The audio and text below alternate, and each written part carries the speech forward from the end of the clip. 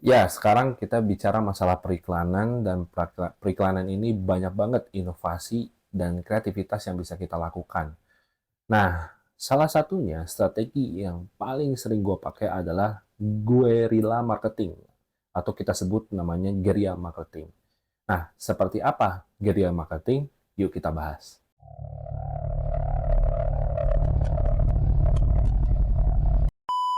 Teknik dari guerrilla marketing ini diperkenalkan oleh J. Conrad Levinson pada tahun 1984 ya. Ini bukunya. Nah, jadi bukunya ini memang udah terkenal banget dan banyak dipakai oleh banyak macam perusahaan-perusahaan multinasional maupun internasional khususnya ya.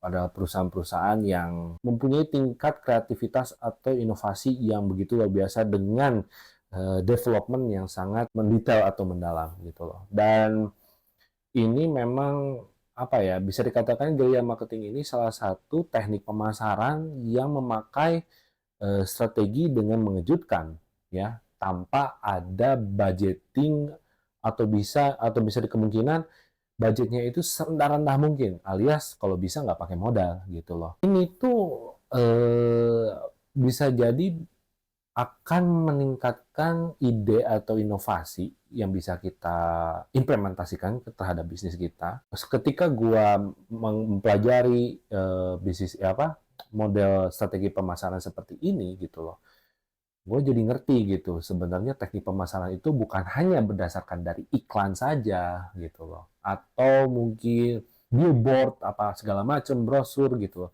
Tapi kita bisa menerapkan suatu sistem yang pada artiannya kita nggak perlu mengeluarkan budget pemasaran yang begitu berlebih. Kita bisa mengandalkan atau memanfaatkan potensi dari si produk tersebut gitu loh. Seperti apa ya prakteknya? Nah, gue akan kasih simulasi contoh untuk bagaimana gambaran guerrilla marketing ini diimplementasikan dalam suatu bisnis atau produk kita. Yuk kita lihat. Nah, ini sebenarnya gue akan kasih simulasi ya bagaimana penerapan guerrilla marketing ini. Ya ini hanya dasar aja, kalian bisa baca bukunya, bisa kalian cari bukunya juga di online udah banyak banget. Ini hanya sebagai pengenalan saja gitu loh. Nah, sebenarnya teknik guerrilla marketing itu simple. Bagaimana kita bisa adaptif terhadap keadaan dan juga dari si kemampuan produknya tersebut gitu loh. Dan kita juga harus bisa membaca situasi gitu. Apa yang sedang dilakukan oleh kompetitor dan kita bisa cari celahnya di situ gitu loh. Salah satunya adalah bagaimana penerapan guerrilla marketing ini bisa mengenal sekitarnya. Contoh misalnya, kita kasih contoh toko kain misalnya ya, toko kain. Nah, biasanya kalau bicara bisnis konvensional gitu kan, bicara bisnis konvensional itu kan eh, kadang-kadang mereka selalu menyediakan toko ya. Nah, sedangkan kadang-kadang dalam dalam satu area aja dagang itu kan bisa sama ya, satu jenis yang sama gitu loh, produknya pun sama. Nah, kalau gue simulasiin ini seperti ini. Jadi ada toko A, ada toko B, dan ada toko C. Ibaratkannya adalah ini adalah toko atau ruko yang semuanya itu berdempetan gitu loh. Dan menjual dengan produk yang sama, yaitu kain gitu loh. Nah, kadang-kadang kita suka mengamatikan apa yang dilakukan oleh kompetitor. Ya, contoh misalnya, si toko A itu membuat sebuah baliho yang begitu besar. Baliho lah, contoh. Ini anggap aja baliho ya. Nah, baliho ini dia tulisin gitu. Dia membuat sebuah promo atau membuat sebuah program diskon misalnya. Contoh nih, dengan baliho yang besar, dia di depan tokonya ya, itu nulis 90% ya, 90% diskon atau promo gitu ya, promo atau diskonnya gitu loh. Ya anggaplah ini diskon. Nah, si toko C itu dia membuat sebuah banner di tokonya. Anggap ini kayak spanduk atau banner gitu kan. Nah, di depan tokonya dia dia juga membuat sebuah program yang sama yang dilakukan oleh toko A. Contoh adalah diskon. Ya. Kita ambil 70%. Nah, jadi anggapannya si toko A ini dia buat sebuah baliho dengan bertuliskan diskon 90% dan toko C menuliskan diskon, yaitu bentuknya seperti spanduk ya. Nah, dengan diskon 70%. Nah, toko B ini anggaplah ini toko kita gitu loh. Jadi pertanyaannya, apa yang bisa kita lakukan? Gitu kan. Kalau misalnya yang terjadi di marketplace itu udah pasti banting-bantingan harga, kalian tinggal mau ikut mana, mau ikut 90% atau 70%, bahkan mungkin ada yang lebih gila lagi, 100% misalnya contoh, gitu kan. Ya pasti kan terjadi persaingan harga atau perang harga gitu kan. Itu satu. Yang kedua, mungkin kalian juga eh, ke-distract juga untuk membuat sebuah baliho dengan diskon yang sama atau spanduk dengan diskon yang sama gitu loh. Jadi dari sisi itu kalian itu tidak membuat perbedaan. Nah, yang jadi membuat perbedaan itu apa dengan toko kita dengan toko yang lain gitu loh. Kalau misalnya toko A dia berani buat diskon, membuat sebuah baliho besar gitu ya di depan tokonya 90% loh. Ini gila banget, 90%. Dia bisa membuat diskon 90% itu udah di luar nalar lah gitu ya. Karena mungkin toko lain juga nggak akan bisa melakukan hal seperti itu gitu. Nah, terus toko C ini dia buat spanduk dengan diskonnya 70% gitu. Terus kalian mau lari kemana? Gitu. Kalian akan membuat apa dengan persaingan persaingan atau perang harga yang begitu luar biasa ini gitu loh. Teknik dari guerrilla marketing itu kita harus berpikir sesimpel mungkin ya dan tidak dilakukan oleh kompetitor lain ya. Jadi syarat dari guerrilla marketing ya itu adalah satu, think different ya, think different. Yang kedua, think simple. Yang ketiga adalah out of the box. Nah, jadi itu. Nah, syarat dari guerrilla marketing adalah think different. Kalian harus berpikir berbeda daripada yang lain. Apa yang dilakukan toko A, apa yang dilakukan oleh toko C.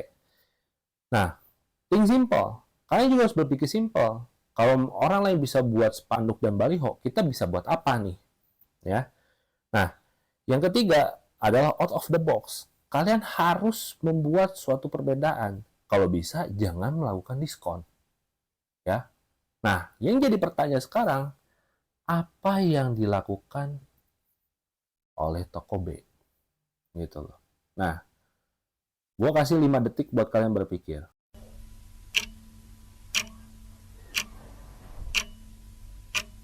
Oke, udah nemu jawabannya? Nah, tentu kalian pasti bingung. Ini mau ngapain ya? Atau harus seperti apa ya? Nah, jadi kalau menurut teknik guerrilla marketing itu simpel banget. Kalian tinggal membuat sebuah tulisan, ya terserah mau bentuknya baliho atau bentuknya spanduk gitu ya. Tapi kalau gue biasanya akan buat spanduk. Kita ngelakuin hal yang sama nggak apa-apa, ya. Itu hanya sebagian kecil aja.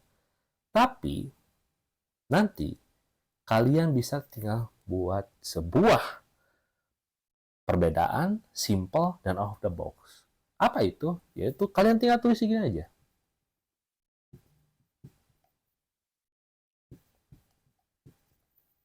Oke? Kenapa jawabannya pintu masuk?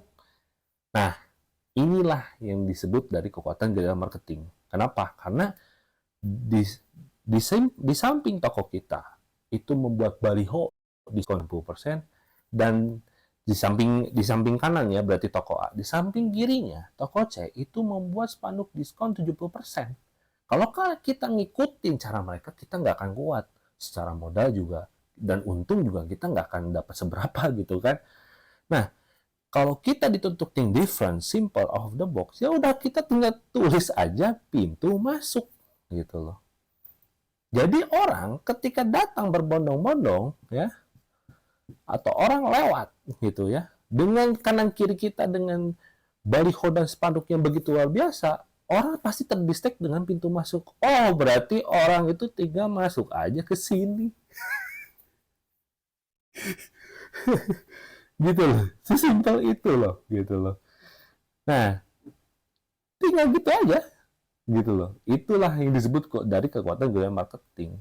Kalian hanya membuat sebuah tulisan pintu masuk dari kedua toko ini. Jadi orang nganggapnya adalah, oh ini diskon 90% ya masuk ke sini. Oh, diskon 70% masuk ke sini. Gitu loh. Ya. Nah, nanti kalau orangnya udah di dalam ngapain? Ya terserah. Kalian bisa membuat promosi-promosi sendiri gitu loh. Mau ngikutin ini boleh, mau ngikutin ini boleh gitu loh. Yang penting orang itu tertarik trafficnya masuk ke sini. Kan pilihannya adalah bagaimana orang itu bisa mengunjungi toko kita dulu, gitu kan?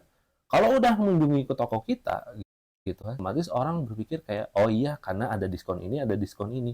Ya udah kalian pakai aja dua-duanya dengan produk kalian, gitu loh. Yang bisa dibuat diskon sedemikian rupa. Jadi itulah simulasi dari guerrilla marketing, oke? Marketing, ya. Itu. Mudah-mudahan dengan simulasi ini kalian bisa ngerti apa yang dimaksud dari guerrilla marketing. Itu simulasi atau contoh yang bisa gue berikan. Nah, selebihnya kalian bisa cari buku guerrilla marketing. Ya udah banyak sih, banyak banget di toko-toko buku di daerah kalian. Jadi teknik guerrilla marketing ini bisa kita implementasikan terhadap bisnis kita ya dengan cara yang non konvensional dan tentu saja biayanya rendah. Sebenarnya dari inti dari guerrilla marketing ini adalah menuntut kita untuk bisa berinovasi dan berkreativitas gitu loh. Dan kita bisa mengeksplor si identitas produk kita itu bisa kita manfaatkan menjadi strategi marketing gitu loh. Dan kita tahu apa yang tidak bisa kompetitor lakukan dan kita lakukan. Jadi itu sih sebenarnya inti dari guerrilla marketing. Nah, alhamdulillah gue udah mempraktekkan ini dari tahun 2020 sampai sekarang ya, until 2024 gitu. Dan alhamdulillah dengan gue menerapkan teknik guerrilla marketing ini ya setidaknya kita bisa bertahan ya walaupun nggak naik terlalu signifikan juga gitu tapi setidaknya kita bisa bertahan dalam segi keadaan apapun gitu loh. Dan khususnya untuk bisnis online gitu ya, ini sangat kepake banget gitu loh. Dan ini juga tidak perlu memakan biaya yang begitu besar gitu. Apalagi harus buat brosur lah, buat billboard lah, apa segala macam nggak perlu gitu loh. Teknik guerrilla marketing ini bisa membuat kita bertahan dalam situasi apapun gitu loh. Dengan mengenal dari jati diri si produknya tersebut gitu loh. Dan saya harap ketika nanti kalian sudah belajar guerrilla marketing ini bukan hanya sekedar ya apa ya mempelajari secara dasar aja gitu, tapi kalian harus bisa mendalami dan akhirnya kalian bisa menguasai daripada teknik guerrilla marketing tersebut. Itu loh. Jadi mudah-mudahan ini informasi yang bisa bermanfaat buat kalian. Kalau kalian memang udah bisa praktek dan kalian bisa mengimplementasikannya secara oke buat bisnis kalian, silakan nanti apa ya komen aja lah di kolom komentar atau mungkin ada yang udah pakai di kolom bisa tulis di kolom komentar juga. Oke, see you next time.